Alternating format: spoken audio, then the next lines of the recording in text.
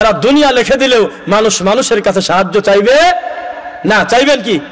শিরিক কুফরি করবে ইচ্ছা করে না। এই রকম মুসলমান তুমি করেছো, তোমার কাছে শুকরিয়া, আলহামদুলিল্লাহ। একজন ভালো মুসলমান আর একজন মন্দ মুসলমানের পার্থক্য, একজন শুধু আমল করে আর একজন আমলে সলে করে, বুঝছেন নাকি? একজন করে আমল আর একজন করে আমলে সলে। আমার পাশের ব্যক্তি 100 রাকাত নফল নামাজ পড়ল আমার সামনে, উনি আমল করছে, আমলে সলে করে নাই। আর আমি রাসূল সাল্লাল্লাহু আলাইহি ওয়াসাল্লামের দেওয়া নিয়ম অনুযায়ী মাত্র 2 রাকাত সালাত আদায় করেছি। যা দেওয়া ছিল তাই, 2 হতে পারে 4 হতে পারে, যে নির্ধারিত নিয়ম দেওয়া ছিল ওই নিয়মে আমি 4 রাকাত পরে বসে গেছি। ওর চাইতে আমি বেশি ভালো কাজ করলাম। কেন? আমার আমলটা যেহেতু আল্লাহর রাসূলের সাথে মিলে গেছে, তাহলে আমার এই কর্মের নাম হয়ে গেছে শুধু আমল না, আমলে সলে। আরো বহু রাকাত নামাজ পড়েছে, ঘেমে গিয়েছে, বহু কষ্ট করেছে, বহু কেরাত পড়েছে, বহু তাসবিহ দানা পড়েছে, সূরা ইখলাস 30 বার পড়েছে। এটা আমল হয়েছে, আমলে সলে হয় নাই। বোঝা যাচ্ছে না মনে হয়? একজন লোক সারা দিন কি পরিমাণ কষ্ট, সন্দেহ এড়ানোর জন্য মেসাক পর্যন্ত করে নাই। কে জানি শিখে দিয়েছে যে কাঁচা জিনিস দিয়ে মেসাক করলে গালে গেলে অসুবিধা হয়, পেস্ট দিয়ে গালে নেওয়া যাবে না। এত সতর্কতার সাথে সাহারি থেকে ইফতার পর্যন্ত লোকটা সমস্ত পাপাহার থেকে মুক্ত, সবকিছু থেকে, পানাহার থেকে, সবকিছু থেকে মুক্ত, ভালো। কিন্তু এই লোকটা 4 মিনিট পরে ইফতার করছে, তাহলে সিয়াম পালন করেছে, অবশ্যই সিয়াম পালন করেছে, কিন্তু এটা আমলে সলের ভিতর হইল না। আর সময় হওয়ার সাথে সাথে আমি ইফতার করে বসলাম, আমি খেজুর মুখে দিয়ে দিলাম, আমি ইফতারের খানা মুখে দিলাম, ও 4 মিনিট বসে আছে আর আমার দিকে তাকায় বলে সারাদিন পারলো, ওই দেখো রোজাটাই মারিয়ে দিয়েছে একবারে। তার দৃষ্টিতে আমি একটা খারাপ লোক। উনি মনে করতেছে সময় পার করাটাই হলো বুজুর্গ, আমি আরেকটু অপেক্ষা করি, আজান পড়লেও কপাল পরা মুসলিম বহু আছে এরকম, কয় যে এটা আমারে মসজিদ না, আমার এটা দিবের দাও একটু, ওরা তো দক্ষিণ পাড়ালার আজান দিচ্ছে, আরেকটু ধৈর্য ধরো, আরো 2-1 জায়গা পড়ুক, সারাটা দিন পারলাম 2 মিনিট পারবো না। অথচ বুঝতে পারতেছে না এইটা কত বড় পাপ। এই কর্ম যখন ব্যাপক হারে ছেয়ে যাবে, তখন এই দুনিয়ায় আর থাকবে না। আমার উম্মত ততদিন কল্যাণের উপর থাকবে যতদিন ইফতার করবে তাড়াতাড়ি, আলহামদুলিল্লাহ। তো যে কথা বলতেছিলাম, সকল আমলই আমলে চলে না, কিন্তু বাকিগুলো আমল। যেই লোকটা আপনার শবে বরাতে 100 রাকাত সালাত আদায় করতেছে, প্রতি রাকাতে 10 কুল, এই লোকটা আমল করলো না, এই কথা কি বলতে পারেন আপনি? অবশ্যই এটা একটা আমল, এটা একটা কর্ম। তবে আপনি বলতে পারেন না যে উনি আমলে সলে করছে। বোঝা যাচ্ছে নাকি? উনি আমলে সলে কর নাই, কিন্তু আমল কি ঠিকই করছে। আপনার সামনে একটা লোক মাগরিবের পর আওয়াবিন পড়তেছে, আর আপনি সালাত আদায় করে বের হয়ে চলে গেলেন, আপনার চাইতে বেশি ধৈর্য ধরে লোকটা সালাত আদায় করতেছে, কিন্তু এটা আমলে সলে হয় নাই, আমল হয়েছে।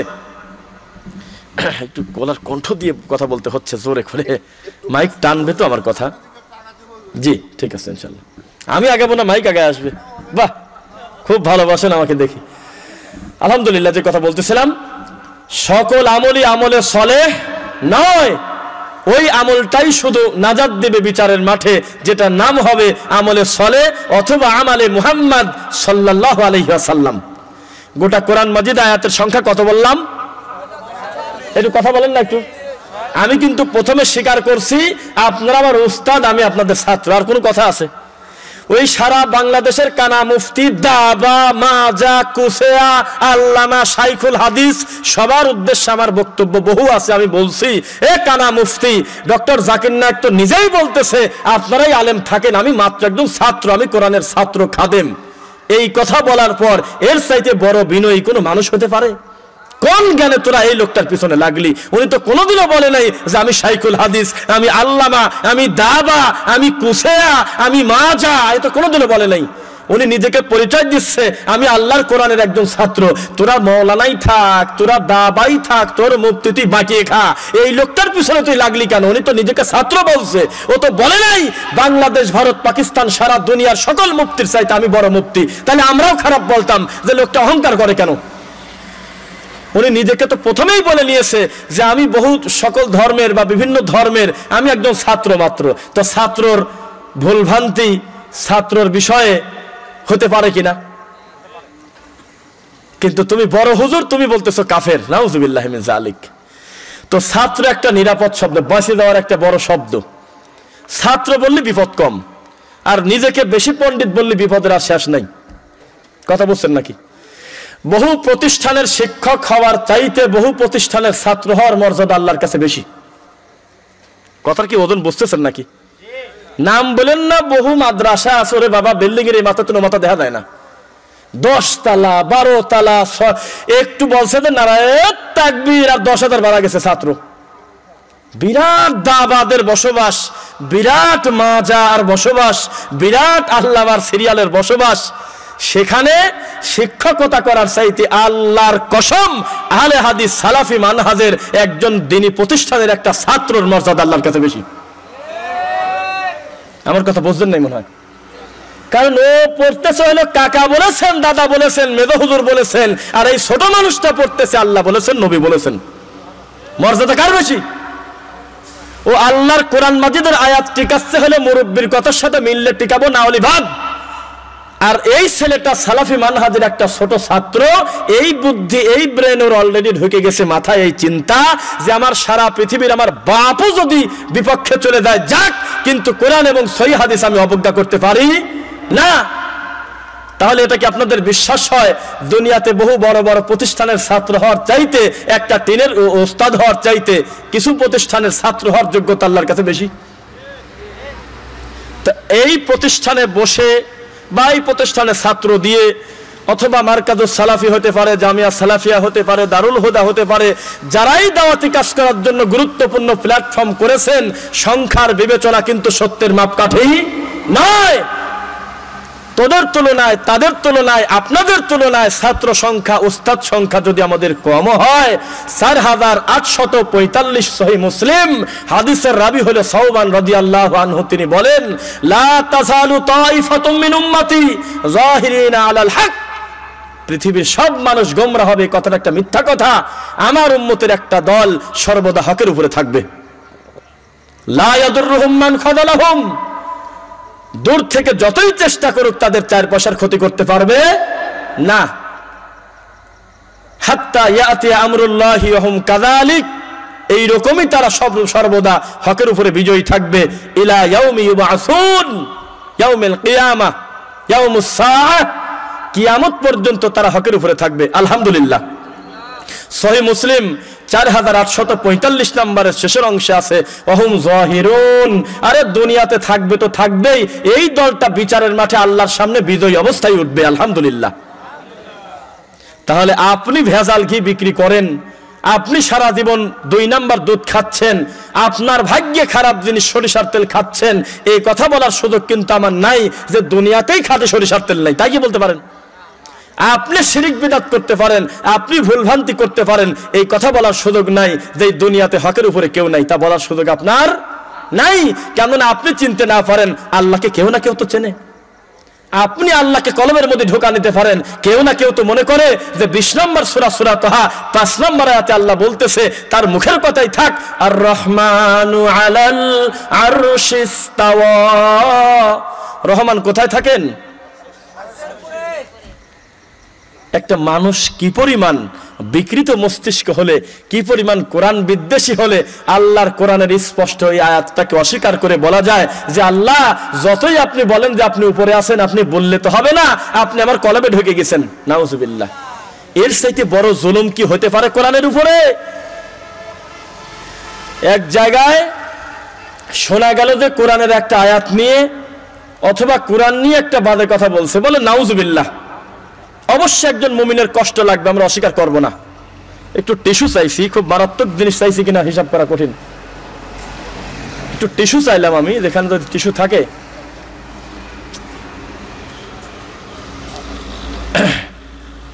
একজন মানুষ এইটা শোনার পরে একজন ইমানদার মেনে নিতে পারতেছে না, এত বড় কষ্ট রে, এই কি একটা কথা। কিন্তু সেই লোকটা এইরকম ইমান, এত দরদ ইমান, খালি খবর পাইছে ইন্দোনেশিয়াতে একটা লোক কোরআনের সাথে বেয়াদবি করছে, ভিতরটা মাইনে নিতে পারতেছে না, কলিজা ছিঁড়ে যাচ্ছে। কেন? কারণ তার ভিতরে ইমান আছে, ঠিক নাকি? কিন্তু এই লোকটা এখনো বুঝতে পারে নাই, এই লোকটা নিজে কোরআন পড়তে পারে না, নিজে সূরা ফাতিহা অর্থ জানে না, 40টা বছর আল্লাহকে সেজদা দিল, সাজদার তাসবিহটা ভালো জানে না, রাসূলের কায়দায় 2 রাকাত সালাত পড়ার ভাগ্য লোকটার হয় নাই, ও নিজে কত বড় পাপী তাই জানে না। এর চাইতে কোরআনের অপমান কি হতে পারে? একটা সুস্থ মস্তিষ্কের লোক তিনি আল্লাহর কোরআন থেকে নিজেকে গাফিল করে রাখবে? কোরআনের অপমান এর চাইতে কি হতে পারে যে আমাকে এত বড় নিয়ামত আল্লাহ দিল অথচ আমি এই কোরআন মাজিদের 2টা সূরা পড়তে পারি না? এর চাইতে বড় রাসূলের অপমান আর কি হতে পারে যে আল্লাহর রাসূলের সহিহ হাদিস থাকার পরেও নিজের আমলকে শুধরে না নিয়ে কাকা হুজুরের দিক তাকায় থাকা, এর চেয়ে বড় হাদিসের সুন্নাতের অপমান কি হতে পারে বলেন? মানুষ মনে করেছে আল্লাহর রাসূলকে শুধু গালি দিলেই অপমান করা হয়, কিন্তু জানে না আল্লাহর রাসূলের সুন্নাত সামনে আসার পরেও, হাদিস প্রমাণ হওয়ার পরেও সেটাকে প্রত্যাখ্যান করা, ব্যঙ্গ করাটাও হলো আল্লাহর রাসূলকে অপমান করা নাকি? বুঝতেছেন নাকি? একটা কাজ করেন, ওই লোকগুলো একটু সামনের দিকে একটু আগায় বসেন, আমার মনে হয় একটু সামনের দিকে চেপে বসেন, আমার কথা আর আপনাদের কথা একসাথে মিলে যাক, আমিও কিছু বলি আপনারাও কিছু বলেন, আলোচনা করতে শুনতে সুবিধা হবে ইনশাআল্লাহ। একটা তাকবীর দিয়েই দেই দেখি, লিল্লাহি তাকবীর, মাশাআল্লাহ। একটু সামনের দিকে আগায় বসবেন। একটা মাহফিলে ওই আমার থেকে মাইক দিয়ে উনি আপনারা কি উঠবেন না, আপনারা যাওয়ার সময় তবারুক নিয়ে যাবেন। তাই বললাম বাবা তবারুক তো বলতে হয় না, বলতে হয় যে খাবার নিয়ে যাবেন, এটা বরকতের খানা কিনা সেটা আমরা বলতে পারি না। একটা লোককে মরহুম বলতেছেন, এভাবে বলাটা ঠিক নয়, শেষে আবার বলতেছেন যে মাগফুর, এই লোকটা ক্ষমাপ্রাপ্ত কিনা এত বড় দুঃসাহস আমরা দেখাতে পারি না। আমরা বলো যে মৃত অমুক রহিমাহুল্লাহ, উনি যদি মুসলিম হয় আমরা বড় জয় আল্লাহর কাছে চাইব, আল্লাহ এই লোকটার প্রতি তুমি রহম করো, দয়া করো, নাকি আল্লাহুম্মা মাগফিরলাহু ওয়ারহামু, নাকি অন্য কোনো বড় সেরকম বিষয় না। তারপরেও যারাই আমরা বসে আছি আমরা অবশ্যই চাচ্ছি যে ইসলামের 2টা কথা আমরা শুনে তারপর ইনশাআল্লাহ যাবো, তাই তো? কোনো বাড়তি কথা না, আমরা খুব বেশি সময় আপনাদেরকে কষ্ট দেব না, কত সময় আমাদের কথা চলতেছে এটা আমি দেখতে পাচ্ছি ইনশাআল্লাহ। আমি আপনাদের সামনে খুব বেশি সময় আর বলবো না, রাত 1টা প্লাস করব, এইটা হবে না ইনশাআল্লাহ। তার আগেই আমরা চেষ্টা করব 15-20 মিনিট কথা বলার পরে ইনশাআল্লাহ শেষ করে দেওয়ার, কেননা আরো যারা কথা বলেছেন আপনারা আপনাদের সাধ্য অনুযায়ী কিছু সহযোগিতাও করেছেন ইনশাআল্লাহ, আমরা খুশি আলহামদুলিল্লাহ। তো যে কথা বলতেছিলাম, আমার আলোচ্য বিষয় ছিল আমরা কারা। আমরা কারা? প্রথম কথা, আমরা কিন্তু পাপী। দেখবেন কুল্লু বানি আদামু খাত্তা, বনি আদম মানে আদম সন্তান পাপ করে না। খায়রুল খাত্তাইনা, সবচাইতে ভালো পাপী তারা যারা তার ভুল বুঝতে পেরে আল্লাহর কাছে বলে আস্তাগফিরুল্লাহ, লা হাওলা ওয়ালা কুওয়াতা ইল্লা বিল্লাহ, আল্লাহ তুমি ক্ষমা করো, আমি ভুল করে ফেললাম, আল্লাহ আমাকে মাফ করে দাও আল্লাহ। এ হলো ভালো উম্মত। কথা বুঝছেন নাকি? তা আমরা ভুল করি কিনা বলেন? কিন্তু ভুল থেকে ফিরে আসার জন্য একটা উপায় আছে কিনা? আছে। এখন একটা বক্তা মাহফিলের শেষে মুনাজাতে কাঁদতেছে আর বলতেছে, আল্লাহ আমাদেরকে তুমি এই তৌফিক দাও যেন জীবনে আমরা বিদআত না করি। আল্লাহ, বোঝা যাচ্ছে না? মাহফিলের শেষে উনি কাঁদতেছে আর বলতেছে, আল্লাহ আমাদেরকে বিদআত থেকে বাঁচাও। আল্লাহ, কেন তুই এই কামটা করতেছিস কি? এইটাই তো তোর বিদআত। বোঝা যাচ্ছে না? শুধু তওবা করলে ক্ষমা করবেন, আল্লাহর কসম ক্ষমা করবে না। ইল্লা মান তাবা ওয়া আমানা ওয়া আমালা আমালান সালিহা। কথা বুঝছেন নাকি? পাপ হয়ে গেছে, অন্যায় করেছি, প্রথম কাজ হলো তওবা করা। তওবা করলেই ছাড়বে না, ঈমান আনতে হবে, বিশ্বাসের উপর থাকতে হবে, স্বীকৃতি প্রদান করতে হবে, আমলে সলে করতে হবে, ঠিক নাকি? যদি আমলে সলে করি, ইউবাদদিলুল্লাহু সাইয়্যাতিহিম হাসানাত, শুধুমাত্র আমলে সলে করার কারণে আগের গুনাহ মাফ হয়েছে কথা মিথ্যা, সব গুনাহকে আল্লাহ নেকি দিয়ে পরিবর্তন করে দিয়েছে, কথাই সত্য।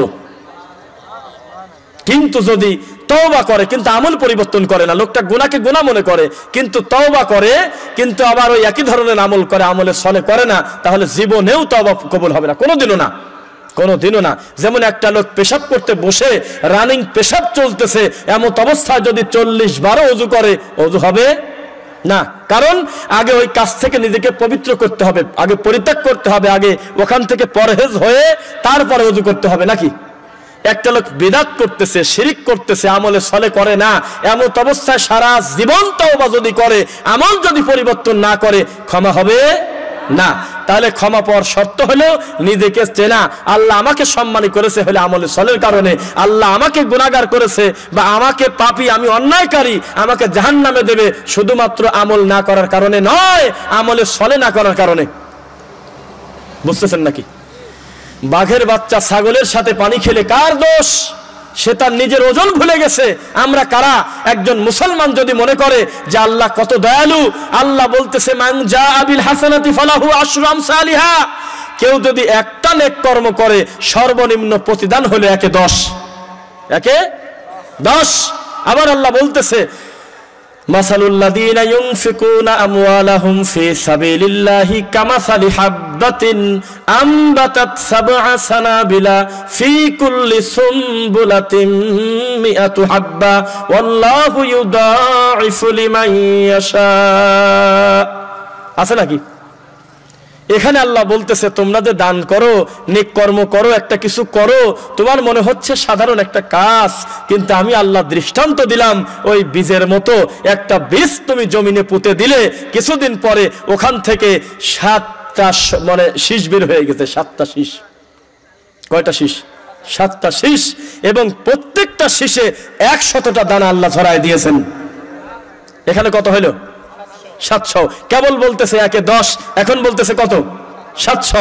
আবার বলতেছে আল্লাহু ইউদাঈফু লিমান ইয়াশা, তবে আমি কিন্তু বেহিসাবিও দিতে পারি। সুবহানাল্লাহ।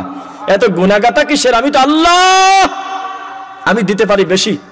ওয়া তারযুকু মান তাশাউ বিগাইরি হিসাব, বেহিসাবি রিজিক দেওয়ার মালিকের নাম বলেন তো একবার, আল্লাহ।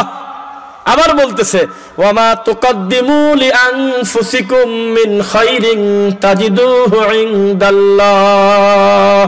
বান্দা, তুমি মনে করতেছো সিয়াম তুমি করলে, 10টা টাকা দান করলে, 100 টাকার ভিতরে 10 টাকা কমে আর বাঁচে 90 টাকা। তুমি এখনো তোমাকে চেনো নাই। আমার আজকের আলোচ্য বিষয় হলো আমরা কারা, ঠিক নাকি? তুমি এখনো তোমাকে চেনো নাই। তোমার এই 10 টাকা দিয়ে তুমি আল্লাহর রাস্তায় খরচ করলে মূলত তুমি আমার এমন কোনো উদ্ধার করো নাই। আমি আল্লাহ আগেও যেমন ছিলাম তেমনও আছি, নাকি? তেমনই নাই।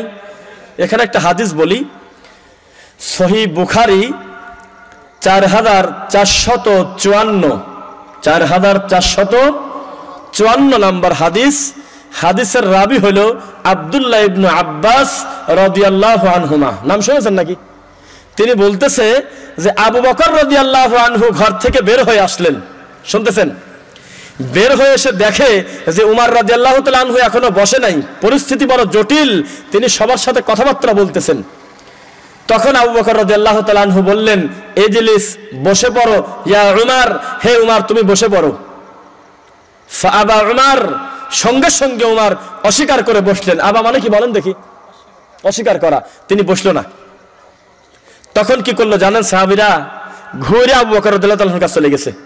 যেই সাহাবায়ে কেরামদের সাথে উমর রাদিয়াল্লাহু তাআলা কথা বলতেছিল, তারা ঘুরে চলে গেছে কার কাছে? কথা বলেন না। আবু বকর রাদিয়াল্লাহু আনহুর কাছে চলে গিয়েছে। এতক্ষণ ছিল কার কাছে বলেন দেখি? উমর রাদিয়াল্লাহু তাআলা আনহুর কাছে। যখন গেলেন তখন পরিস্থিতি জটিল দেখে আবু বকর রাদিয়াল্লাহু আনহু একটা কথা বলেছেন।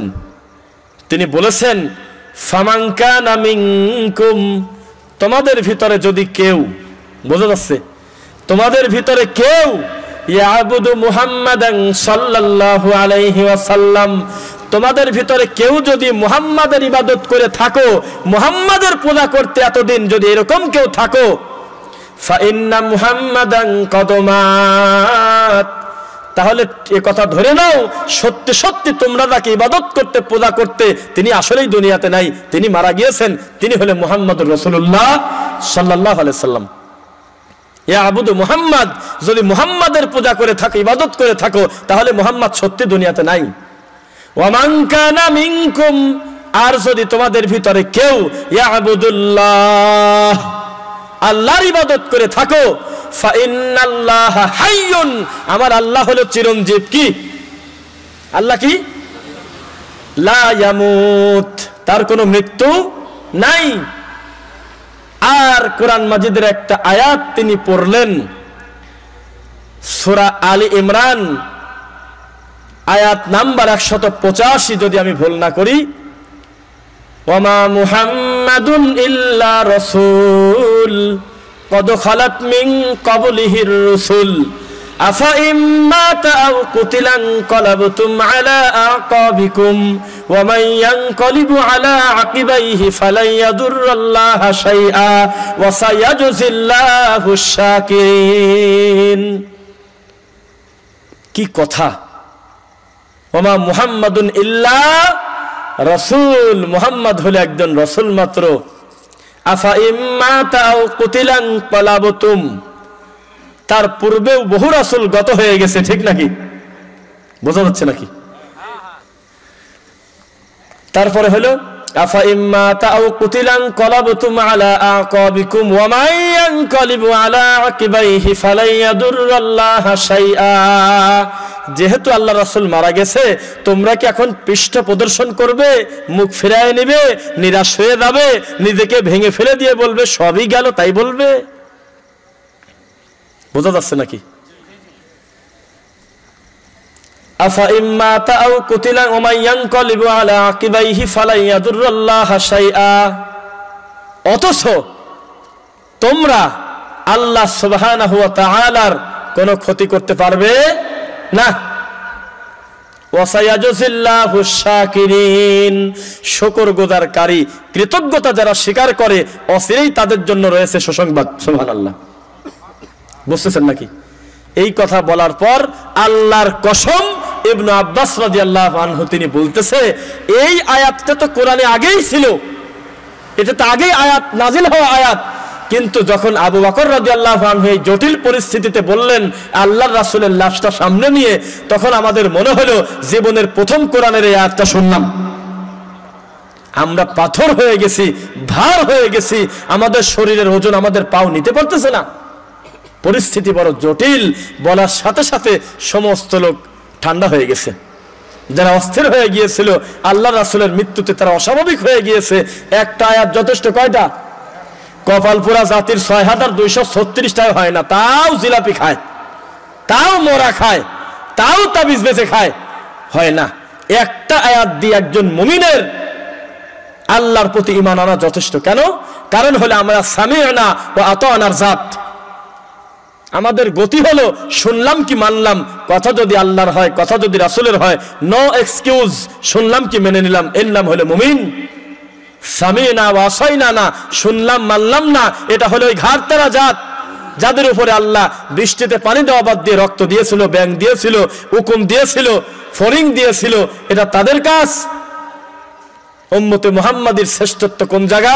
সামি'না ওয়া আতা'না কুনতুম খায়রা উম্মাতিন উখরিজাত লিন-নাস তা'মুরুনা বিল মা'রুফ ওয়া তানহাউনা আনিল মুনকার ওয়া তু'মিনুনা বিল্লাহ। এই জন্য হলে আমরা শ্রেষ্ঠ উম্মত। আমরা সৎ কাজে আদেশ করব, অসৎ কাজে কি করব? দুই একজন ঘুমায়ও যাচ্ছেন, এটা একটা অস্বাভাবিক টাইম। বাঙালিদের জন্য এটা অস্বাভাবিক টাইম, যেই টাইমটা সাইন্টিফিক্যালি কোনো ডাক্তারও মেনে নিতে পারতেছে না, যে রাত 10টা 11টা 12টা 1টা যখন হয়ে যায়, অটোমেটিক মানুষের এই ব্রেন তখন কি চায় বলেন দেখি? ঘুম চায়। তখন তিনি আর স্বাভাবিক থাকেন না। যেমন জর্দাখোর হুজুর স্বাভাবিক না, খালি অসভ্য ফতোয়া দেয় কারণ ওর গালের মধ্যে হাকিমপুর জর্দা। তেমনি রাত যখন 11টা 12টা বেজে যায়, অটোমেটিক এই শরীরটা চায় যে আমি ঘুমিয়ে যাব।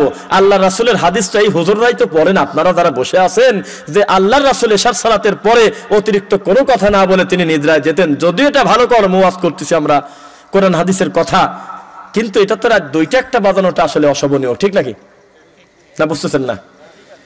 সূরা ইয়াসিন কয় নম্বর সূরা? 36 নম্বর সূরা, 69 নম্বর একটা আয়াত আছে, ওয়ামা আল্লামনাহু শি'রা ওয়ামা ইয়ানবাগি লা ইন হুয়া ইল্লা যিকরু ওয়া কুরআনুম মুবিন। ঠিক আছে তো? কবি কি যে কেউ হতে পারে? একটু হাত তুলে বলেন তো দেখি। আপনি চাইলেই কি কবি হতে পারবেন? হওয়া যায় না, কঠিন জিনিস। কবিরা টু মাস ইন্টেলিজেন্ট, খুব বিচক্ষণ, উলুল আলবাব। মানে এরা যে কি জিনিস, উপস্থিত তাৎক্ষণিক তারা প্রেজেন্ট করে ফেলতেছে বহু জিনিস মানুষের মুখের উপরে, বহু কিছু উপস্থিত ব্রেন দিয়ে করতেছে না। কিন্তু এটাতে আল্লাহ সুবহানাহু ওয়া তাআলা নাকচ করে দিচ্ছে কেন? তার নবীর ব্যাপারে, হে নবী আপনি কোনো কবি না, আর এটা কোনো কবিতার বই না, এটা হলো আমি আল্লাহর পক্ষ থেকে জেকের উপদেশ, রব্বুল আলামিনের পক্ষ থেকে নাজিল হয়েছে, বলেন আলহামদুলিল্লাহ। আর কবিতা আপনার জন্য শোভনীয় নয়। কেন জানেন? কারণ কবি মানেই, কবিতা মানেই পরের লাইন আর আগের লাইন মিলানোর স্বার্থে দুই একটা রং ঢং লাগায় মিথ্যা কথা লেখাই লাগবে। রূপক কথা ছাড়া, অর্থের বিকৃতি করা ছাড়া কোনোদিন পরের লাইন আর আগের লাইন হুবহু মিলে যায় না, যায় কি? বুঝছেন নাকি? তো যে কথা বলতেছিলাম যে আল্লাহ সুবহানাহু ওয়া তাআলা এটা কিন্তু কবিতার বই করেন নাই, তিনি করেছেন হলো এটা জেকের উপদেশ, আল্লাহর পক্ষ থেকে নাজিলকৃত বিধান, আলহামদুলিল্লাহ। কবিতাতে জাদু থাকে জানেন নাকি? মিশকাতুল মাসাবিতে হাদিস আছে, ইন্না মিনাল বায়ানি লা সিহরুন। পরিস্থিতি এমন যে একটা লোক কথা বলতেছে, মানুষ ঘিরিয়ে ধরে তাকে এমন ভাবে নজরবন্দি হয়ে গেছে, দৃশ্য দেখে আল্লাহর নবী বলে ফেলছে ইন্না মিনাল বায়ানি লা সিহরুন, নিশ্চয়ই এই লোকটার বক্তব্যে জাদু আছে। সিহর মানে কি? জাদু। আজও পর্যন্ত রাত একটা না, রাত 3:30 পর্যন্ত হরিণের কিচ্ছা বলি দাঁড়া করা রাখা যায় বাঙালির ব্যাপারই না। আপনার নাম বলেন না, আপনার রাজশাহীতেই তো কয়দিন আগে একটা হুজুর ঘুরে গেল, নামের উপরে লাখ লক্ষ লোক জড়ো হয়ে যায়, অথচ আল্লাহ কোন জায়গা তাই জানে না। এত মিথ্যা কথা, এত রাসূলের উপর অপবাদ। হোসাইন তুমি বড় না আমি বড়, উমর যা হোসাইনের মুখে থাপ্পড় দিল, যার শুরু এবং শেষ পর্যন্ত তার কর্মটাই হলো আল্লাহর রাসূলের উপর অপবাদ দেওয়া। খাদিজার ফাতেমার ঝগড়া লেগে গেছে, আমার পেটের মেয়ে আমার চাইতে বেশি দামি হয়ে গেল কিভাবে? এই সমস্ত নোংরা মিথ্যা অপবাদ আল্লাহর রাসূলের পরিবারের উপর দেয়। এই লোকটা রাজশাহী আসবে, এখন আমার সামনে যত লোক, তার 40 গুণ লোক হবে তার নামের উপরে। বুঝছেন নাকি? থাক, নাম বলেন না, আবার উঠে পড়বে মাইকে, এমনি আমাদের বোঝেন নাকি? নাম বলার দরকার নেই। তো ঘুরে গেছে তো কয়দিন আগে, পিঁপড়ের শাড়ির মতো মানুষ, গাড়ি রাখার জায়গা নাই। একজন গ্যারেজের মালিক বলতেছে শুধু গ্যারেজে হোন্ডা আর বাইরে থেকে আসা গাড়ি রেখেই আমরা কত হাজার টাকা যেন বললো, শুধু হোন্ডা থোয়া টাকা, সাইকেল থোয়া টাকা, আমরা পরিবার রাখা টাকা নিয়ে কত টাকা রোজগার করে নিলাম শুধু এই লোকের নামের উপরে। আল্লাহর কসম, আল্লাহ কোন কাছে তাই জানে না। তো এইসব ওয়াজ দিয়ে রাত 3টা-4টা চলে, ইনশাল্লাহ চলে। আর এই যে ওয়াজ করে গেলাম, এতগুলো সাংবাদিক, এতগুলো আজরাইল, এতগুলো ধরে রাখার জিনিস, প্রত্যেকটা শব্দের হিসাব শুধু আল্লাহর কাছে দিতে হবে সেটা নয়, দুনিয়াতেও দিতে হচ্ছে। জানেন আপনি, একটা স্লিপ অফ টাং যদি হয়, নিজের অনিচ্ছাকৃত কোনো ভুলও যদি হয়, লাল কালি দিয়ে পোস্ট চলে আসবে আগামীকালকেই যে এই লোকটা মারাত্মক একটা ভুল করছে, হবে না? এত সতর্কতার সাথে প্রত্যেকটা শব্দে শব্দে আল্লাহর কোরআন এবং রাসূলের হাদিস। শুধু তাই না, আবার আছে কোন জায়গা তাও বলা লাগবে আজকের এই দিনে। তাকে জানেন আপনি কোন জায়গা আছে তাও বলা লাগবে, কারণ প্রত্যেকের হাতে বলা চলে অ্যান্ড্রয়েড ফোন, হাতে নিয়ে বসে আছে, নাম্বার মেলে কিনা দেখবো। কথা বুঝছেন নাকি? ওই সূরা আয়াত তোমরা বলছিলাম না, বলে দেই। ওই যে বলছিলাম যে একটা আয়াত দিয়ে ওমর রাদিয়াল্লাহু তাআলা আনহু সহ সাহাবীরা ঠান্ডা, এইটার তো নাম্বার বললাম না, এইটার নাম্বার হলো 6 নম্বর সূরা, সূরা আনআম, আয়াত নাম্বার 115 আর 16। যাই হোক, বাকি কথা আমরা আসি। আমরা আপনাদেরকে কথা দিয়েছি খুব বেশি কষ্ট দেব না, কমিটিও আমাকে নির্দিষ্ট করে লম্বা সময় বলতে হবে সেটা নয়। তবে আমরা এখানে যারাই রয়েছি, আমাদের মনে হয়, আমরা জানি যে আজকের এই মাহফিলটা কিসের উদ্যোগে, যদিও কোরআন সুন্নাহর আলোকে হেদায়েতের জন্যই তারা আল্লাহর খুশির জন্য হয়তো করেছেন, আলহামদুলিল্লাহ নাকি। কিন্তু এখানে একটা মাদ্রাসা আছে, তার নাম হলো দারুল উলুম আস-সালাফিয়ার উন্নতি কল্পে আয়োজিত 3য় বার্ষিক মাহফিল। তার মানে এর আগেও 2বার হয়েছে নাকি, আলহামদুলিল্লাহ। তো এই কথা বললেই তো উঠে চলে যাবেন, মুশকিল আছে। তবু আমি অন্তত একটা ফর্মালিটি মেনটেন হয়ে যাক যে না, আমি বলেছি রাত যতই হোক, যারাই আমার সামনে উপস্থিত আছেন, আর উঠে যাওয়া বা প্রয়োজন নাই, আমরা একই সঙ্গে দোয়া পরে আমরা চলে যাবো ইনশাল্লাহ। যাওয়ার আগে আপনাদের কাছে আমার একটা দাবি, উক্ত প্রতিষ্ঠানের জন্য যদি আপনারা একটু বিশেষভাবে কিছু শরিক হতে চান, তা আমি চাইবো বিনা তাকবীরে বিনা স্লোগানে আপনি আল্লাহর খুশির জন্য আমার কাছে দিয়ে যেতে পারেন ইনশাল্লাহ। আমি একজন মুসাফির, এটার সাথে গর্বের অহংকারের কিছু না, অন্তত আমি আল্লাহকে বলবো যে তোমার দিনী প্রতিষ্ঠানে সহযোগিতা করার কারণে আল্লাহ তুমি কবুল করে কথাটা বলবো। উপস্থিত যারা আছেন 5 মিনিটের ভিতরে বলবেন। এরপরে আমার লিখিতভাবে কয়েকটা জিনিস দিয়েছে, আমি একটু পড়ে 2-4 মিনিট করে করে উত্তর দিয়ে আমরা চলে যাবো ইনশাল্লাহ। সাধারণ বয়ানের চাইতে প্রশ্ন উত্তরের প্রতি মানুষের আগ্রহ বেশি থাকে, কি বলেন? বোঝা যাচ্ছে না মনে হয়? এগুলো আমরা পরে শেষ করব। ছোট বাচ্চা হোক যাই হোক, ডান বাম থেকে না উঠে তাদেরকে দিয়ে স্টেজে রেখে দেন, আমি খুশি হব আলহামদুলিল্লাহ। আপনি সংখ্যা বললাম না, আপনার সাধ্য অনুযায়ী আপনি দিনী প্রতিষ্ঠানে সাদাকা করবেন ইনশাআল্লাহ। জি বাবাজি, আল্লাহুম্মা সাল্লি আলাইহি আল্লাহুম্মা বারিক আলাইহি। আল্লাহ দানকে কবুল করুন, আল্লাহুম্মা আমিন। যারা বাকিও দিতে চান একটু চেষ্টা করবেন সহযোগিতা করার জন্য ইনশাআল্লাহ। কারণ এখানে যে মাথাগুলো আছে, এই মাথা হিসাব করলে তো আসলে জুলুম করতে পারি না। যার যে সামর্থ্য আপনারা সেভাবে সহযোগিতা করবেন। যদিও কালেকশনের বক্তা তো আমি না, এটা তো আসলে একটা ভিন্ন এক্সপিরিয়েন্স। আলহামদুলিল্লাহ সোনামণি কিছু টাকা দিয়েছে, আল্লাহ তাকে কবুল করুন, আল্লাহুম্মা আমিন। ছেলেটাকে দিনের জন্য কবুল করুন, তার পরিবার সকলকে আল্লাহ সুবহানাহু ওয়া তাআলা জান্নাতের জন্য কবুল করুক, আল্লাহুম্মা আমিন। একটু আপনারা যদি মনে করেন ডান থেকে বাম থেকে উপস্থিত কিছু সহযোগিতা করবেন, এই ছেলেদের কাছে আপনি দিতে পারেন আমার মনে হয় ইনশাআল্লাহ। তাহলে আমরা আল্লাহ দান কবুল করুন, আল্লাহুম্মা আমিন। আল্লাহুম্মা সাল্লি আলাইহি ওয়া বারিক আলাইহি। জি, তাহলে আমরা এগুলো পড়ে একটু শোনায় 4-5টা কথা আছে, পরে আমরা চলে যাই নাকি বলেন? না বাদ দেব? আলহামদুলিল্লাহ মাশাআল্লাহ, অনেকগুলো টাকা দিয়েছে আমার ভাই, আল্লাহ দান কবুল করুন, আল্লাহুম্মা আমিন। ওই এই তুমি একটু যাও তো, প্রত্যেকের কাছে যাও, যদি মনে করে সহযোগিতা করবে আলহামদুলিল্লাহ, তুমি প্রত্যেকের কাছে যাও, তুমি যাও একবার করে যাও, তবে ওর দিকে তাকায়েন না, আপনারা আমার দিকে তাকাবেন ইনশাআল্লাহ। কিছু প্রশ্ন প্রত্যেকটা মাহফিলকে বেস করে আসে, অনলাইন অফলাইনে আসে নাকি?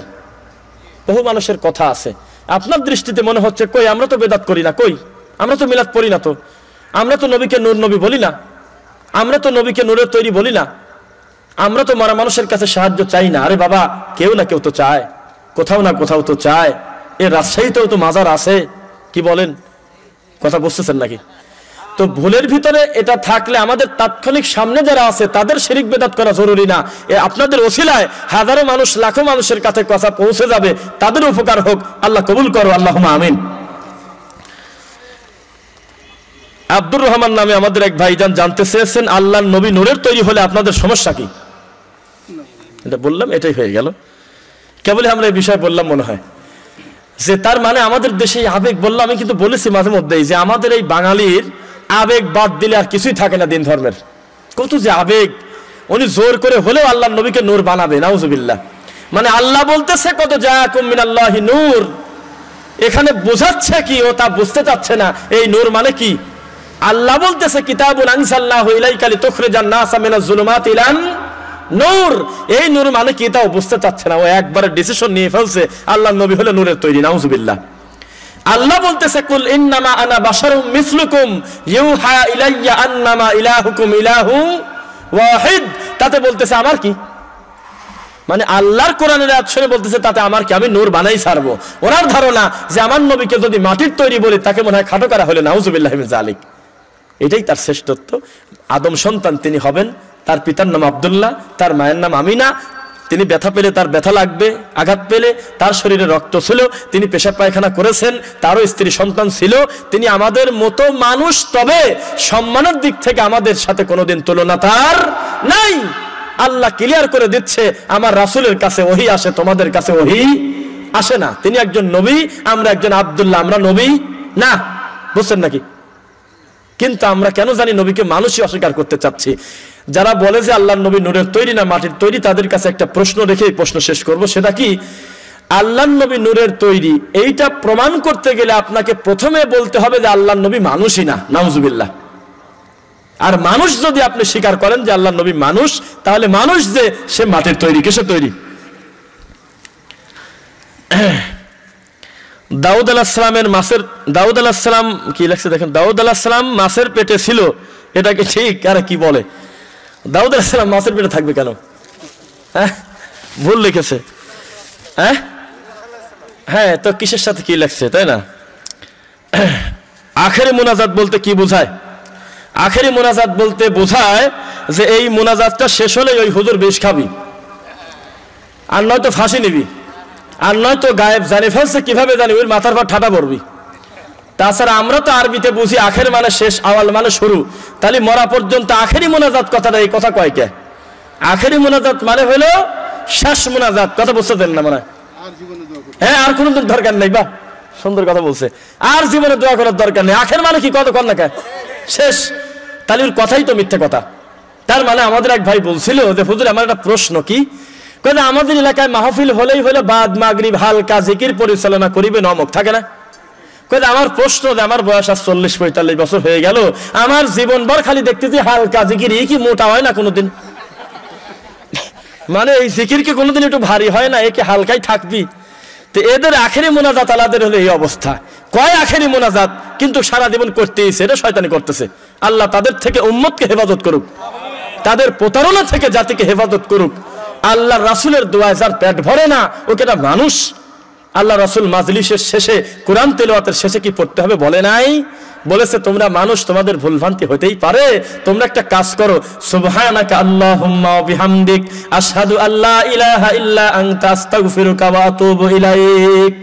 মানুষ হিসেবে ভুলভ্রান্তি যাই হয় অনিচ্ছাকৃত, ইনশাআল্লাহ আল্লাহ ক্ষমা করে দেবে। এটা হলো মাজলিসের শেষের দোয়া। হুজুর বলতেছে যে আখেরি করে দেই, আখেরি মোনাজাত মানেই খারাপ, কথা বুঝছেন নাকি? আখেরি দোয়া আছে, সেটার নাম হলো লা ইলাহা ইল্লাল্লাহ। এটা হলো আখিরুদ দোয়া, আখিরুল কালাম। এই কথা বলেই যদি কারণ মৃত্যু হয়, শেষ বাক্য যদি এইটা হয়, ইনশাআল্লাহ আল্লাহ চাইলে ফাদাখালাল জান্নাহ, লোকটা জান্নাতে যাবে। আর আখিরুল মুনাজাত বলতে যেটা বোঝায় সেটা হলো সুবহানাকা আল্লাহুম্মা ওয়া বিহামদিক। এটা আহলে কোরআনদের সম্পর্কে কিছু জানতে চাই। এরা হলো হিজড়াদের মতো।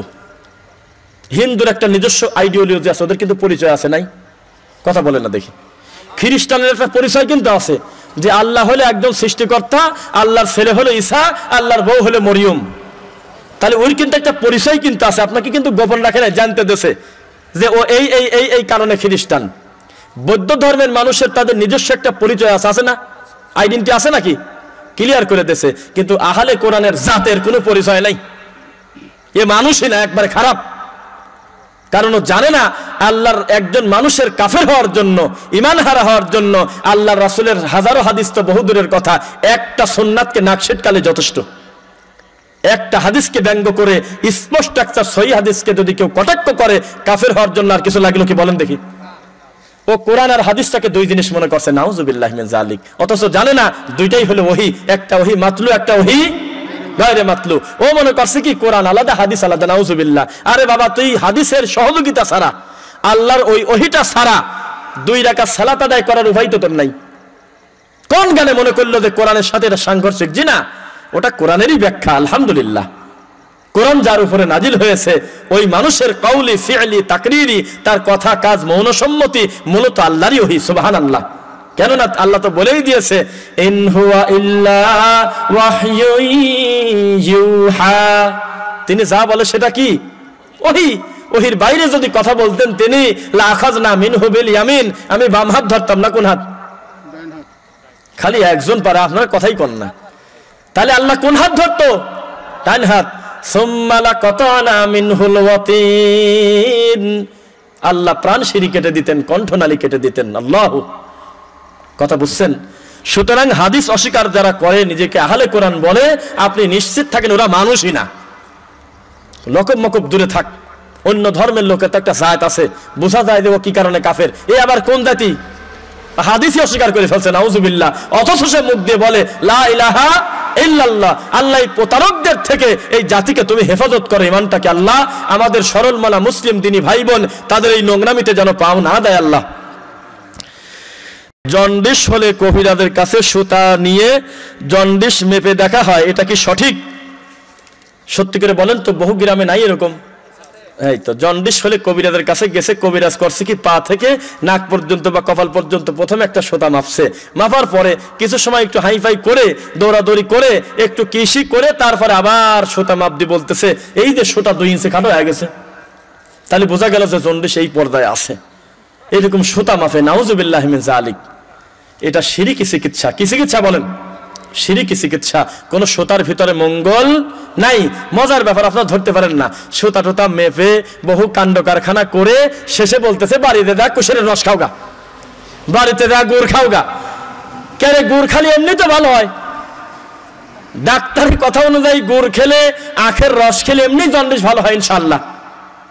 এই মূল চিকিৎসাটা দেশ শেষে আগে একটু পেরাক জ্বালায়, আগুন জ্বালায়, এটা সেটা করে, ওই সাবধানের পানি আনো, এই বর্ষি আনো, এটা আনো সেটা আনো, ফিতা মাপি, তারপরে বলতেছে তোমার দশমতারি আছে, তোমার মানসি নষ্ট করছে, সুতা টুতা মেপে শয়তানি করে। আল্লাহ এই সমস্ত ভণ্ড কবিরাজ থেকে বাঁচায়ে কোরআন এবং সহিহ হাদিসের যে রুকিয়া, এইটা করার তৌফিক দাও আল্লাহুম্মা আমিন। কেউ যদি রাতের প্রথম অংশে সহবাস করে পরের দিন সকালে গোসল করে, এটা ঠিক হবে কিনা? হাসবেন না, এটা কিন্তু জানার ব্যাপার। একজন মানুষ রাতের প্রথম অংশে সহবাস করেছে, কিন্তু পরের দিন সকাল 10টায় গোসল করে অফিসে যাচ্ছে না, এমন শোনার সাদ আছে। প্রথম কথা হলে এই প্রশ্নটা হয় নাই, প্রশ্ন হইল না। কারণ মাঝখানে ফজরের সালাতের কথা লোকটা উল্লেখ করে নাই প্রশ্নে, এই জন্য প্রশ্ন হয় নাই। সহবাস করার সাথে সাথে গোসল জরুরি নয়। উনি শেষ রাত্রে ফজরের কবলাল ফজর, ফজরের আগেও গোসল করতে পারেন তিনি, এই পূর্ণ স্বাধীনতা লোকটার আছে। ওযু করে শুয়ে থাকবে পরিচ্ছন্ন হয়ে, ফজরের সালাতের আগে গোসল করে তারপরে সালাত আদায় করবে, এটা জায়েজ। তাৎক্ষণিক গোসল করা লোকটার উপরে ওয়াজিব নয়, বুঝছেন নাকি কথা? কিন্তু এখানে বলতেছে যে সকালে যদি গোসল করে, সকালে বলতে কি বোঝালো?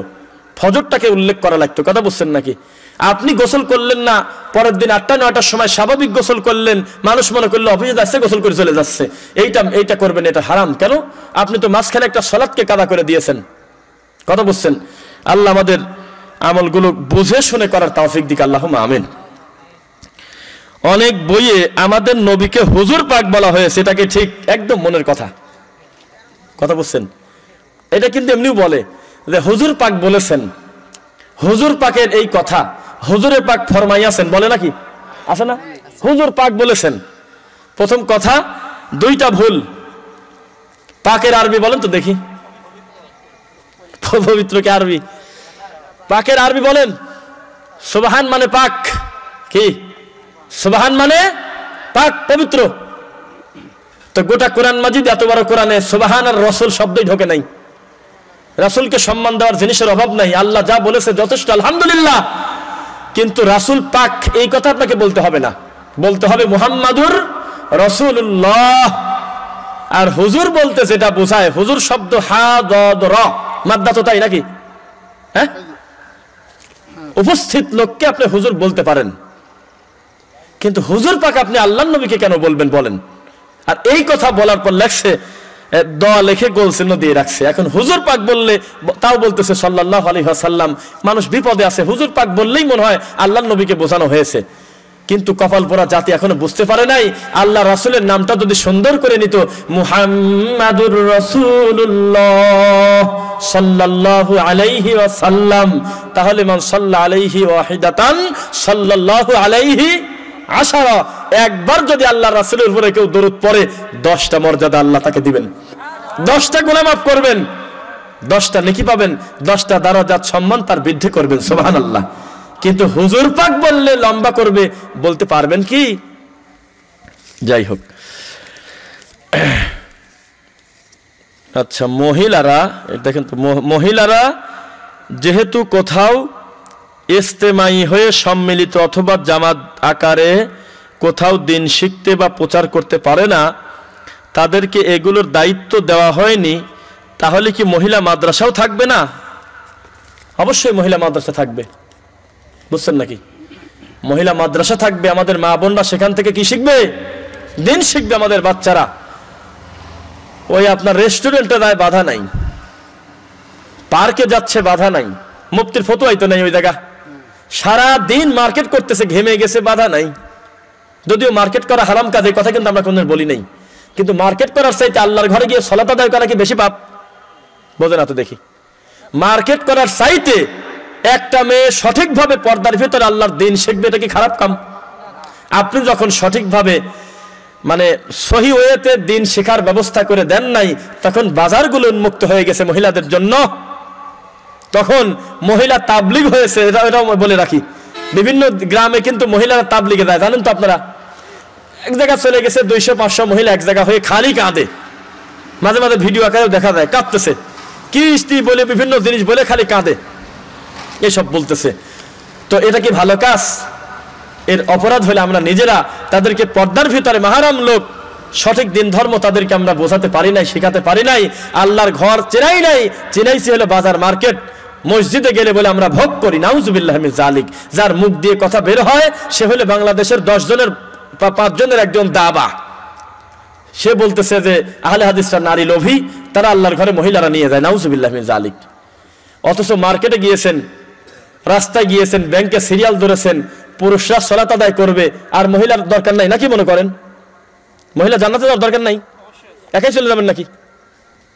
কত কষ্ট, কত লজ্জা। সবকিছু ওপেন, আল্লাহর ঘরটা তালা দেওয়া। আরে ওক্তের সালাত বাসায় পড়বে, উত্তম হবে। আমরা তো কোনোদিন নিষেধ করি নাই যে মসজিদে না গেলে লোকটার গোনা হবে, কিন্তু নিষেধ তো অন্তত আমি করতে পারি না। আল্লাহর রাসূল অনুমতি দিয়েছে, আমি নিষেধ করার কে নাকি? বলেন। আল্লাহ আমাদের দিনের সঠিক বুঝ দান করো আল্লাহ। বাইক গাড়ি অ্যাক্সিডেন্ট নাকি কই, বাইক গাড়ি রেসলিং করে কেউ মারা গেলে শহীদ হবে কিনা? সালাচ্ছে কোন জাতি করে সেটার পর নির্ভর করে শহীদ হবে কিনা। এখনো টার্গেট নিয়ে রাখছে যে আমচত্বরের ওই হোন্ডা খান পার করাই লাগবে। মরা টান দেশে, মনে হচ্ছে মা মরেছে হাসপাতালে রাজশাহী, এমন টান দেশে ওই পাশে যে একেবারে ক্যালসিয়াম বাড়া গেছে, ছুটি মরে গেল। আপনারা মনে করলেন যে আরে আল্লাহ যেভাবে লেখছে তাই হইলো, শহীদ হয়ে গেছে। শহীদ বাবা তিতা। খুলিকল ইনসানু, এবার মুশকিল, দাইফা বলবেন না আজুলা বলবেন, দুইটাই নাই। আছে কিনা? একটা আছে মানুষকে আল্লাহ তৈরি করেছেন কিভাবে? দুর্বল করে। দাইফ মানে কি? কথা বলেন না তো। আর এটাও জানেন না, জয়ীফ হাদিস দাইফ হাদিস বলেন দুর্বল। খুলিকল ইনসানু দাইফা, আল্লাহ মানুষ তৈরি করেছেন দুর্বল করে। আরেক জায়গা বলতেছে খুলিকল ইনসানু আজুলা, বুঝতেছেন নাকি?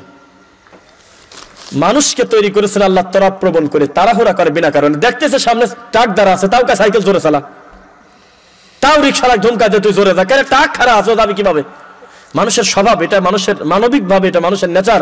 তাড়াহুড়া করতে করতে কবরে ঢুকে চলে যাচ্ছে, কথা বুঝছেন নাকি? এইরকম তাড়াহুড়া করে মারামারি করে পাল্টা ধরে বন্ধুকে ওভারটেক করতে গিয়ে যদি মরেন তাহলে এটা আত্মহত্যার শামিল হবে, শহীদ তো বহু দূরের কথা, ঠিক নাকি? অনেক বইয়ে, আচ্ছা একই কথা কেন, একই প্রশ্ন কেন এইরকম লেখছে কারা? এটাও তো দেশি একটা আছে, আল্লাহর হুকুম ছাড়া গাছের পাতা নড়ে না, এটা কি ঠিক?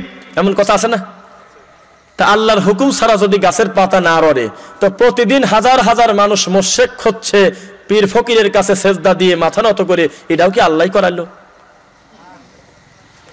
প্রতিদিন হাজার হাজার মন ফুল মন্দিরে সমর্পণ হচ্ছে, হাজার হাজার নারকেল ফাটানো হচ্ছে, লক্ষ লক্ষ মানুষ শিরকি করতেছে, কুফরি করতেছে, প্রতিটা কাজ কি আল্লাহই করাচ্ছে? হুকুম ছাড়া গাছের পাতা যদি না লড়ে, তো হিন্দুরা মূর্তি পূজা করে আবাই চলে যাচ্ছে নাকি? ওইটা বলা ঠিক হবে না। গাছের পাতা নড়ে না, অথচ আপনি নামাজই পড়েন না। গাছের পাতা নড়ে না, টাকনুর উপরে কাপড় পরতে বললে মন খারাপ করেন আপনি।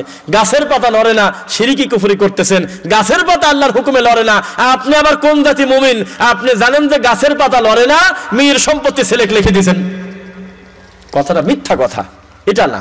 সকল মানে ভালো কর্ম, নেক কর্ম, দিনের সঠিক বুঝ আল্লাহ সুবহানাহু ওয়া তাআলার পক্ষ থেকে তিনি ভালোবেসে দেন, আলহামদুলিল্লাহ।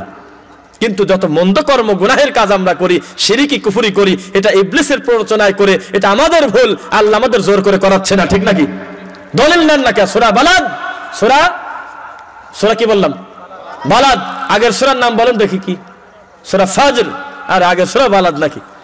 পরের সূরার নাম হলো সূরা শামস, মাঝখানের সূরার নাম সূরা বালাদ। আলাম নাজআল লাহু আইনাইন, আমি কি তাদের দুই চোখ দেই নাই? তাসনিয়ার সিগা নাকি? ওয়া লিসানাও ওয়া শাফাতাইন, আমি কি তাদের জিহ্বার দুই ঠোঁট দেই নাই? ওয়া হাদাইনাহুন নাজদাইন, এইটা বলতে চাচ্ছিলাম। আমি কি তাদেরকে দুই ধরনের চলার স্বাধীনতা দেই নাই? দেশে নাকি? এই না, আপনি অন্যায় করলে, শিরিক করলে, কুফরি করলে আল্লাহ তো জোর করে করাচ্ছে না, আপনি করতেছেন। এই দোষ কার? আপনার নিজের। সুতরাং এই কথাটা অশুদ্ধ কথা যে হুকুম ছাড়া গাছের পাতা নড়ে না, এটা বলা যাবে না। আন্নাল কুওয়াতা লিল্লাহি জামিয়া, তবে সকল ক্ষমতার উৎস চাবিকাঠি কার হাতে? আল্লাহর হাতে। আমাদের গ্রামে রাস্তার উপরে ধান, গম, সরিষা ইত্যাদি শুকাতে দেয়, এটা কি সঠিক? দেয় না? সিজনালি জিনিসপত্র মেইন রাস্তার উপরে পাকা রাস্তায় শুকাতে দেয় কিনা? এটা কি ঠিক হবে? রাস্তা তো কারোর বাপ দাদার সম্পত্তি না। রাস্তা থেকে কষ্টদায়ক জিনিস যদি কেউ সরায় দেয়, একটা গাছ কেটে সরানোর কারণে আল্লাহ রাসূল বলল যে ও জান্নাতে যাবে, সুবহানাল্লাহ পড়েন। তাহলে মুমিনের কাজ ঈমানের একটা শাখা, ছোট শাখা, রাস্তা থেকে কষ্টদায়ক জিনিসটা কি রেখে দেওয়া না সরায় দেওয়া? অথচ আপনি পুরা 2 বিঘা ধান, সব ধানের খের আপনি বিছায় দিছেন, 5 বিঘা সরিষা ফেলে দিছেন, এগুলো করা কি ঠিক হবে? কত মানুষ ওই রাস্তা দিয়ে যাবে। একটা লোক ভ্যানে 3টা প্যাসেঞ্জার তুলেছেন, প্যাডেলের ভ্যান নাকি বলেন নাকি। এখন এই লোকটার কত কষ্ট হবে, আপনার এই 200 মিটার পার হতে এই লোকটার কত জুলুম হবে, কত কষ্ট হবে। এই কাজ করবেন না। নিজের উঠানে করেন, সাধ্য হলে অন্য কোথাও গিয়ে করেন, ছাদে করেন বা যেখানে করেন, মেইন রাস্তা আটকায়ে ধান, গম, সরিষা এটা করবেন না ইনশাল্লাহ। আল্লাহ সঠিক বুঝ দিক। আচ্ছা, একই জাতীয় প্রশ্ন আর একটা, রাস্তা পেঁচিয়ে গরু ছাগল বাঁধা যাবে কি? শেষ প্রশ্ন, উত্তর শেষ। রাস্তা পেঁচিয়ে গরু ছাগল বাঁধা আছে কিনা?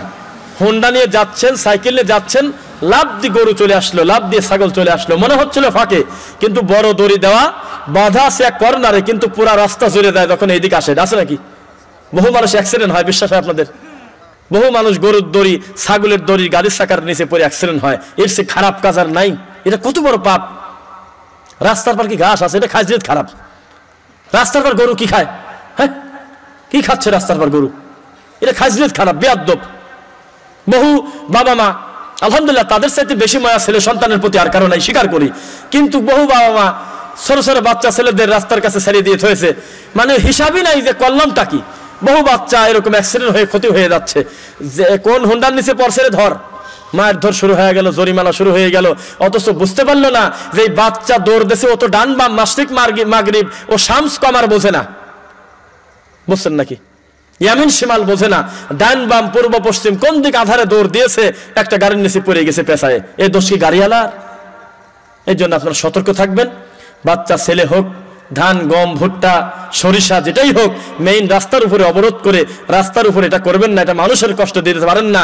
ইন্না সূরা বুরুজ, ইন্নাল্লাযীনা ফাতানুল মুমিনিনা ওয়াল মুমিনাত সুম্মা লাম ইয়াতুবু ফালাহুম আযাবু জাহান্নাম ওয়া লাহুম আযাবুল হারিক। মুমিনকে কষ্ট দেওয়া হারাম। কেউ যদি ইচ্ছাকৃতভাবে কোনো মুমিনকে কষ্ট দেয়, তার জন্য কি? জাহান্নাম। তওবা ছাড়া যদি মরে, কি? জাহান্নাম। যাই হোক, আমরা যে কথাগুলো বললাম, আচ্ছা আচ্ছা, অমুসলিমদের সালাম দেওয়ার বিধান কি? কেউ বলেছে সাধারণ সালামও দেওয়া যাবে, আসসালামু আলাইকুম। এই সালামের অর্থ তোমার উপরে আল্লাহর দয়া বর্ষিত হোক, এইটা না। এই সালামের অর্থ তোমার উপরে হেদায়েত আসুক। কেউ বলেছে আসসালামু আলা মানিত্তাবা আল হুদা, এইভাবে সালাম দিবেন তাদের। কথা বুঝছেন? পার্থক্য করার জন্য। যাই হোক, আর কি কোনো আছে কি? হ্যাঁ হ্যাঁ, যাই হোক, সাধারণ সালাম দিলেই সমস্যা দিবেন, আর না হলে কিছুই দরকার নেই। কিন্তু তাদেরকে এই কাজ করা যাবে না। এ যেমন বললাম যে আসসালামু আলা মানিত্তাবা আল হুদা, তারপরে আপনার বিরহমাতিকা আরহামুর রাহিমিন, তারপরে ফি আমানিল্লাহ, এই সমস্ত, তারপরে মুসাফা করার পর কি যেন বলে, ইয়াগফিরুল্লাহু লানা ওয়া লাকুম। কেউ কেউ হাসান বললেও বেশিরভাগ মানুষের দৃষ্টিতে এটা জয়ীব জাল। কথা বুঝছেন? এমন অস্পষ্ট শব্দ আপনারা বলবেন না। একজন হিন্দুর সাথে ব্যবসায়িক যদি মুআমালাতের ক্ষেত্রে জাগতিক সম্পর্ক দরকার হয়, ভাই এমনি বলেন, কিছু জনাব বলেন বা এমনি কিছু বলেন, অসুবিধা নেই। যাই হোক, আর কি কোনো কিছু দরকার আছে কি? আর কিছু সময় নেওয়া? হ্যাঁ হ্যাঁ, তাই না? ঠিক আছে, তো আপনি আসেন, আসে একটু ঘোষণা দিয়ে দেন ইনশাল্লাহ। আমরা চাচ্ছি, যেহেতু শাইখ রয়েছেন, তার মুখ দিয়ে এই দোয়াটা পড়ে তিনি সালাম দিয়ে উঠবেন। কেন? দেখতে খারাপ দেখা গেল?